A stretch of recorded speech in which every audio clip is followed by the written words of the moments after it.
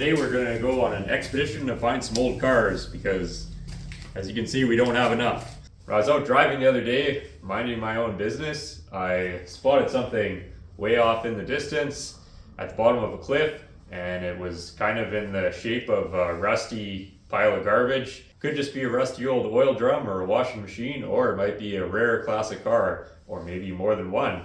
Let's start our expedition.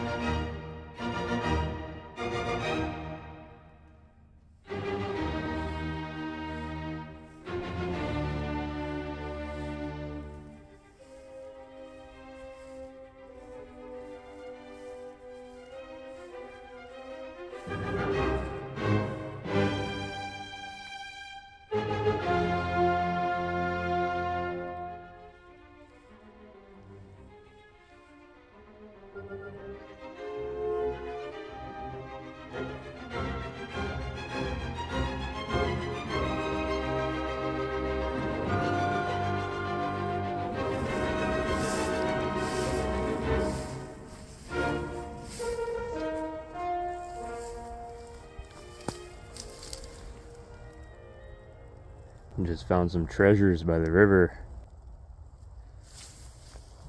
Possibly my next restoration project, eh? Unfortunately, I think it took a bit of a tumble.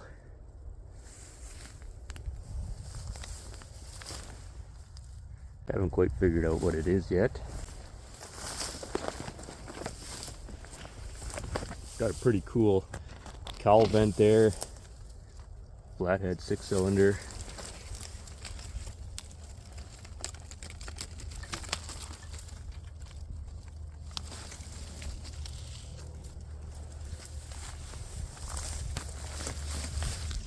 Kind of a neat dash.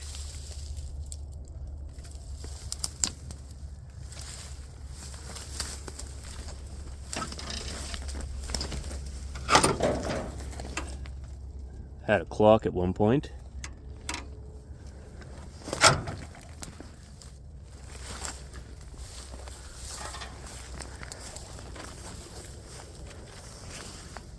Need some light body work.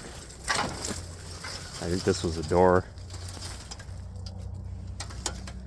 May have ceased to be.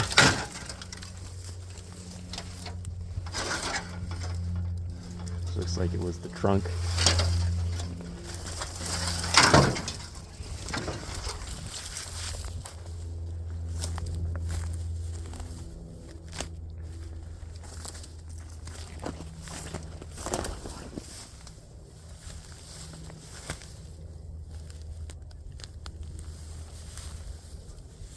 This is the good side.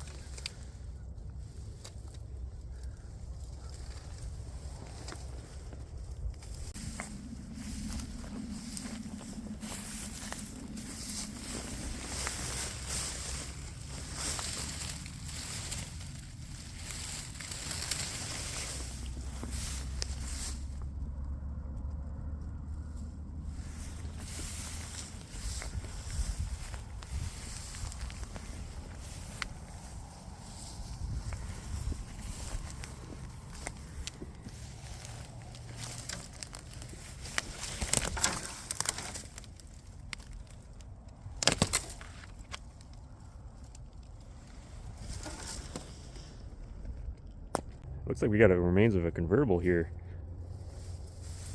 Somebody lopped the back off. I think this was maybe the door, but check out this lead work or this old school bodywork here. Man, somebody really sculpted that. There's some more there on the quarter panel. I'm not too sure what this is. Looks GM maybe.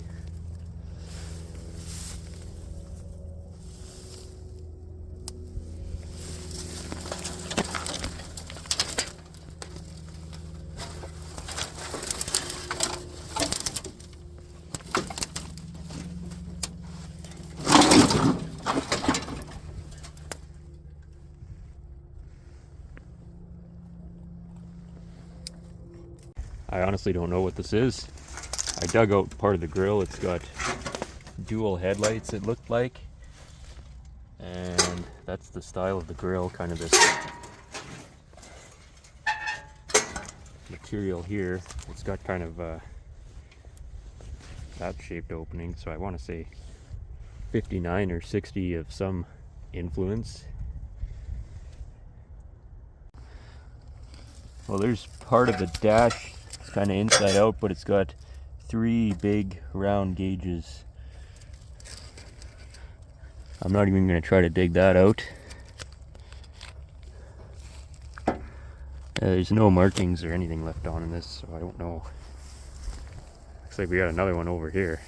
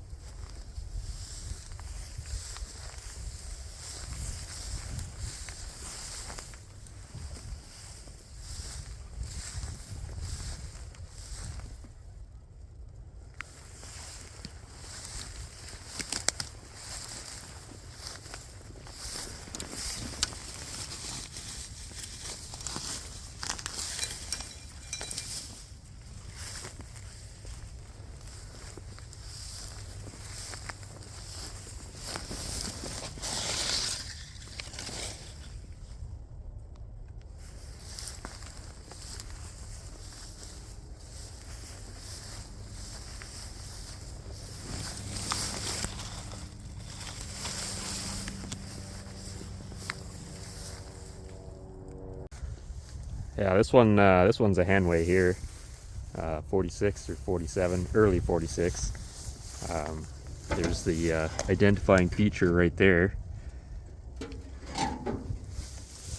There's not much else. It looks like that was the door at one point. There's part of the headlight bucket. Oh, it's got some nice louvered panels here. Looks like the inner fender maybe. Yep.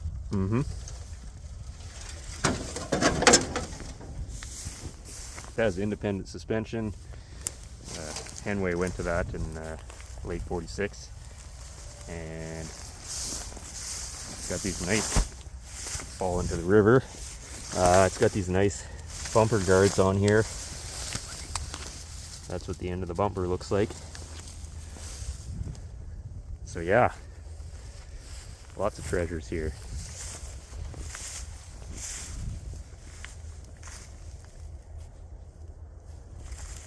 Oh, this is a fender.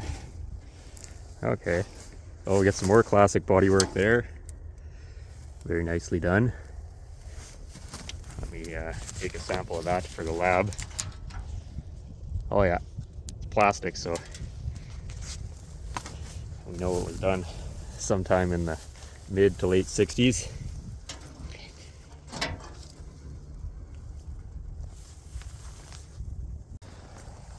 Okay, we got another identifying feature here, this nice piece of trim. Don't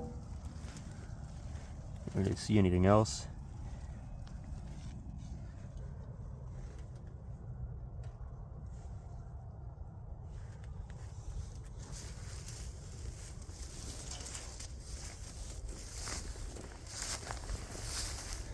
Well, I'm not really seeing anything that I have to bring home with me.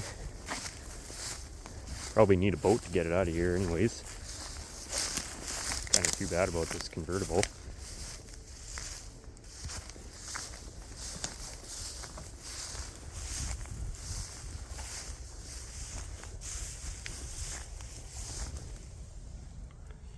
Yeah. I do like that panel on the dash though, that's cool. It's too bad it's missing in the middle. I don't know what any of this is, but there we go.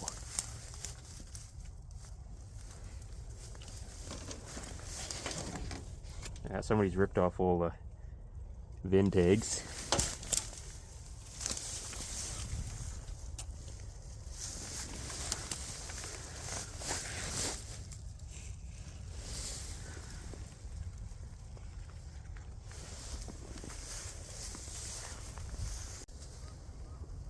Alright, I better get the hell out of here. I got a long ways to walk back. All the way back to that bridge and then even further than that. Can't even see where I'm parked. I'll just do a quick sweep here. I don't see anything else, but we walked all the way here, so might as well.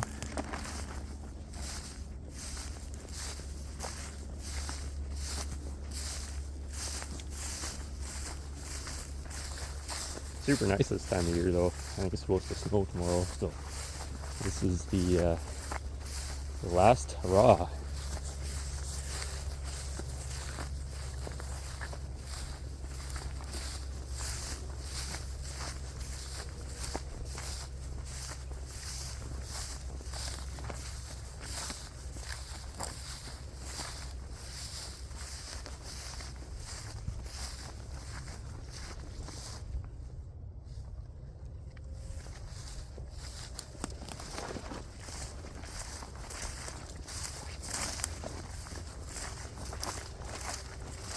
Not used to this much exercise.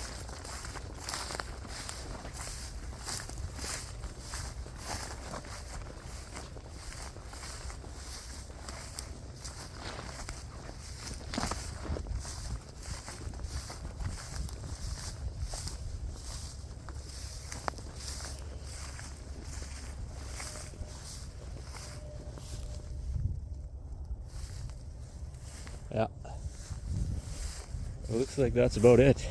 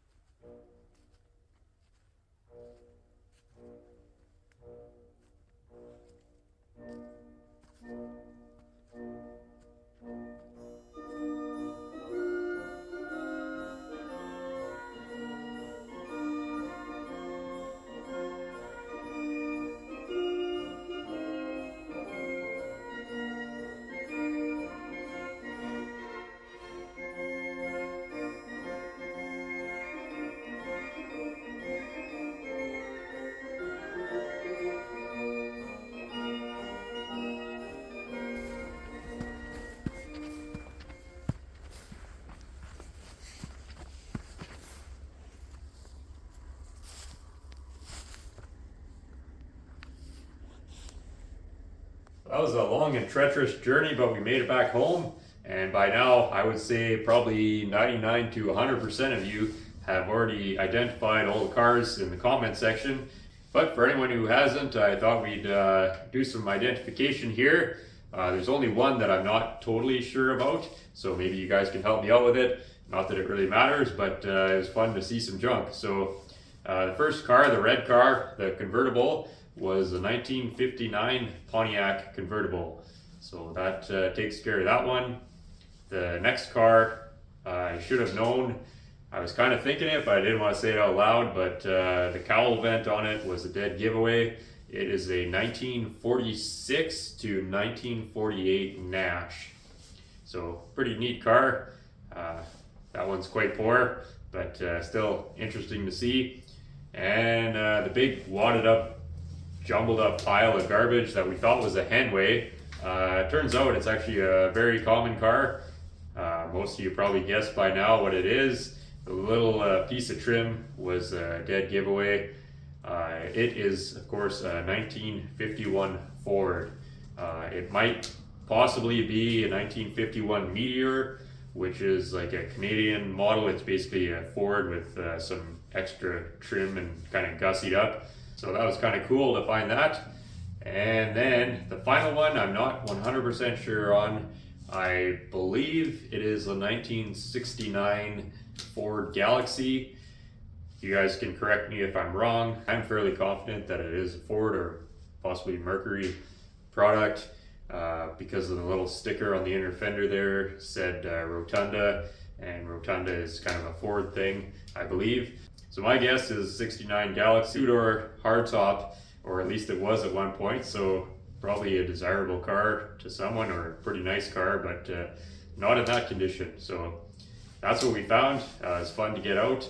I used to do that all the time and go wander around by the river and find old hulks, but these ones I had never found, and don't have much time for that anymore, but it was a great day for it, and maybe we'll get out again sometime and find some more garbage. Well, I think we're gonna fix some of the forklift damage on the Auburn today. You can see down here the running board is all bent up. The side apron here is all caved in all through here, and the most time consuming and difficult part of this job is actually just removing the running board. There's a lot of rusty hardware that has to come off. We got some flathead screws with square nuts on the back, and then we got some regular nuts and bolts, and everything's all different sizes because that's just the way they did things.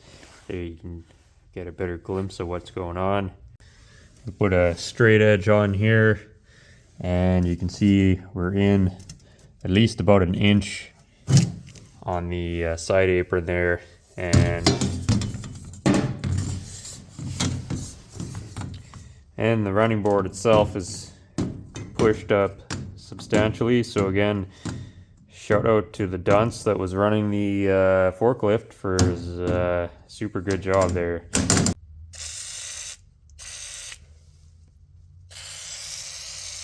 Oh, this doesn't look fun at all.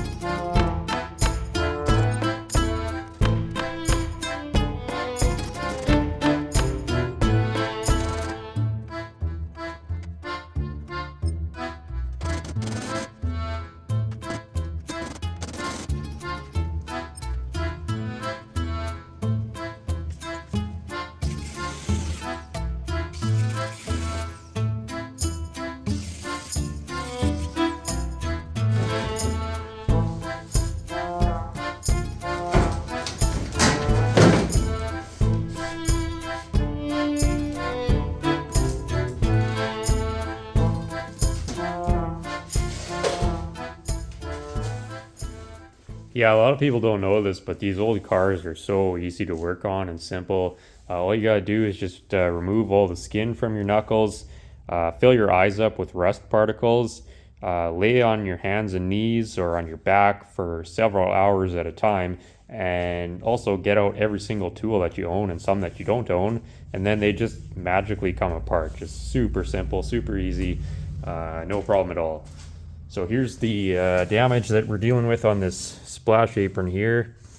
I don't know what this is, but it's not really doing much anymore, so it's all kind of mangled here, and we're just gonna try to pull some of that out. And my prediction is that it's gonna take me less time to fix this than it did to remove this running board.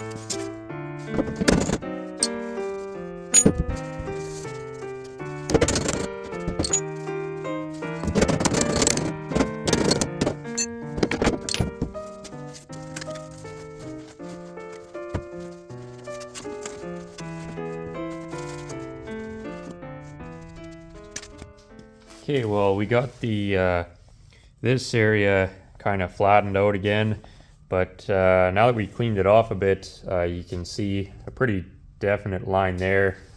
And actually, if you get the angle here, there you go, you can see the halo there where everything was kind of pushed and wrinkled. And so we're gonna have to do some work in here now to try and get some of this out. I don't think we're ever gonna get it totally flat again. The problem is these side aprons, they're basically just a flat piece of metal that they just rolled. And I mean, they're not even curved one way or the other. They're just literally rolled over. So if I was trying to do a 100-point restoration, I would just throw these out and just make a new one, because it would be faster, because there's not really any way to get this flat again without shrinking it. And by shrinking it, we're going to be losing all the paint on it. Probably still going to lose some paint just from working this, but you know, there's a bunch of pitting down here, and you know, by the time you shrink this back down, fill all the pitting, prime it, block it 800 times, you know, you could have just built a new one in half the times. But because we're trying to keep this car as original as possible, we're just going to work with what we got, try and get it as the best we can. Anything's better than what it was.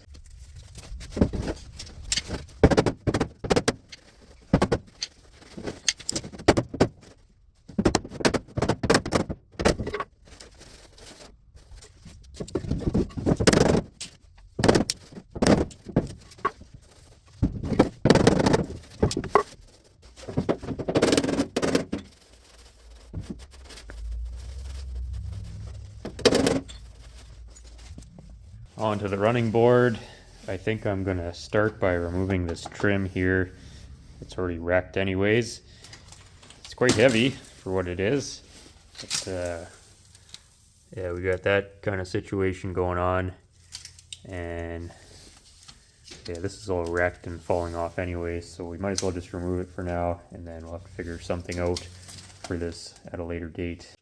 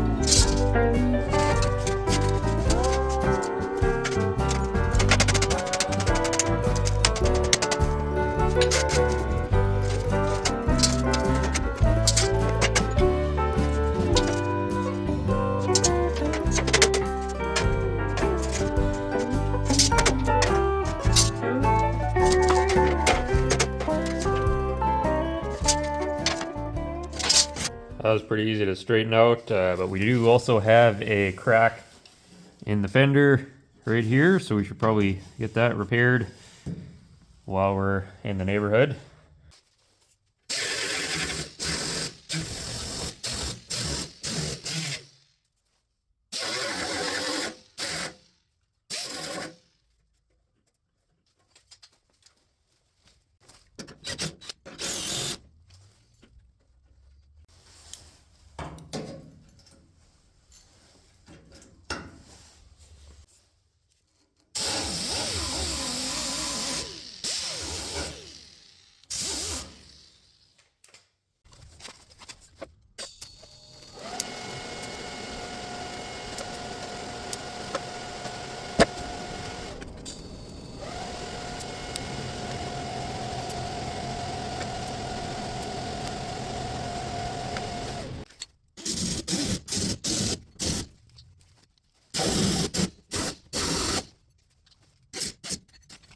Noticed there is also a bit of a bend in this running board bracket. You can see it's all kind of caved in here, so I'm just gonna do the old crescent wrench trick on there and get it sorted out.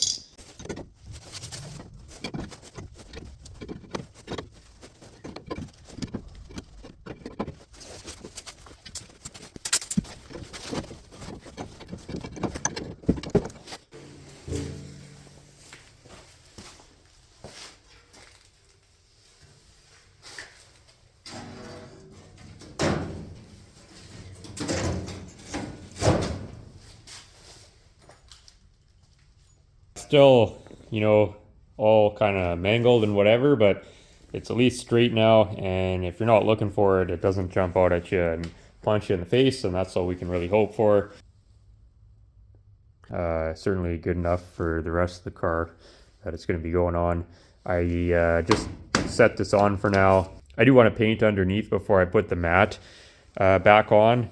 I also want to build a new trim strips for holding this rubber down. The nice thing about living in the middle of nowhere, Saskatchewan, is there's never going to be anyone who knows anything about Auburns coming and picking this thing apart. So it doesn't have to be an exact replica, it just has to kind of look the part. So we should be able to come up with something there. Also good news, because the rubber mat is completely missing on this side, so we'll have to find some rubber with kind of the same texture. And again, it doesn't have to be 100% accurate because you know, like I said, there's not really a big Auburn following here in Saskatchewan, so I think I'll be able to get away with it. Of course, I do still have forklift damage to fix on this side. It's not quite as bad, but it is in fact still there, so we gotta basically do the exact same thing over again on this side. And yeah, the disassembly takes longer than it does to actually fix this stuff, but that's just the way things go. And we're going to be listening to that for the next 6 months, so get used to it. I get all kinds of comments, people telling me I need to heat my garage, and my garage is heated.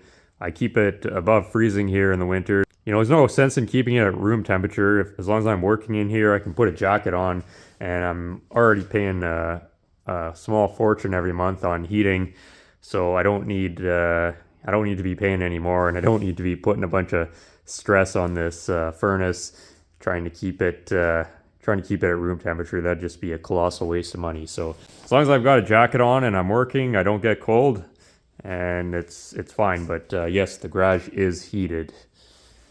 I would not be out here working in the middle of winter if it wasn't.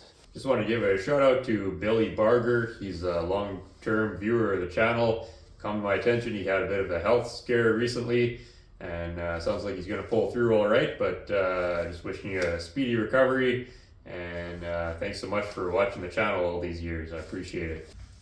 Okay, thanks for watching. Sorry we kind of had to phone it in a bit this week. I've got a very busy week next week, or I guess it'll be the week you're watching this is very busy for me, so I wasn't able to get a full shift in on anything.